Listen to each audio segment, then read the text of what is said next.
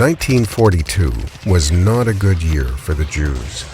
The planet vibrated with unprecedented war, and the Nazis began implementing their final solution to the Jewish problem, opening extermination camps across Europe.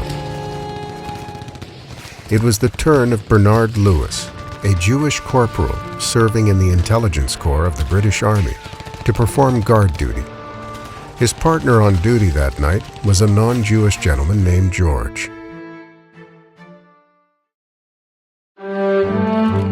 Bernard was born in 1916 in London, England. While preparing for his bar mitzvah, he became fascinated by history and languages. He pursued these interests with determination, with remarkable results.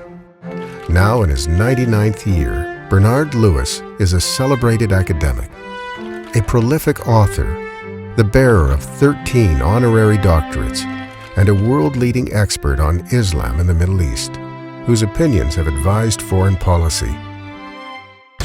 But while standing guard in His Majesty's service that fateful night, with the steady backdrop of exploding shells and the unnerving rumble of falling bombs, his conversation with George was of a lighter nature.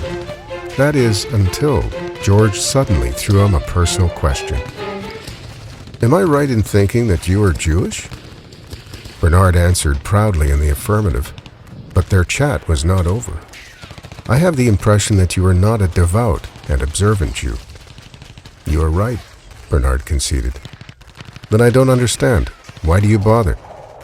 Bernard was confused. "You must agree that being Jewish is often difficult and sometimes dangerous. I can see that you may be ready to face persecution or death for your religious beliefs, but if you don't hold or live by those beliefs, then why bother?" An uneasy silence was disrupted by sporadic bombing. As the night grew darker and more dangerous, a profound, soul-shaking truth began to dawn in Bernard's mind. How easy it would be to avoid persecution or even inconvenience by not identifying as a Jew.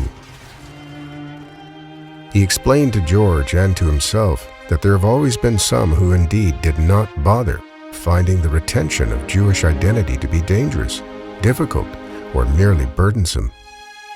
But for most, even for those whose religious faith is at best tenuous, and whose Jewish identity is overshadowed by other larger identities, denying that Jewish identity would be an act of falsehood, if not to others, then to oneself.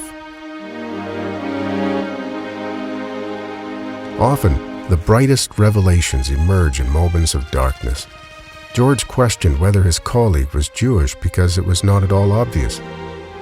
Bernard did not wear his religion on his uniform sleeve, but as the temperature dropped and the rumble of war grew into a roar, Bernard realized that more dependably than a corporal's commitment to protecting his post, Jews across Europe and throughout millennia preserve their identity simply because when a lifetime of deeds and thoughts are stripped aside, all that is left is one's core that neither metal nor fire can extinguish.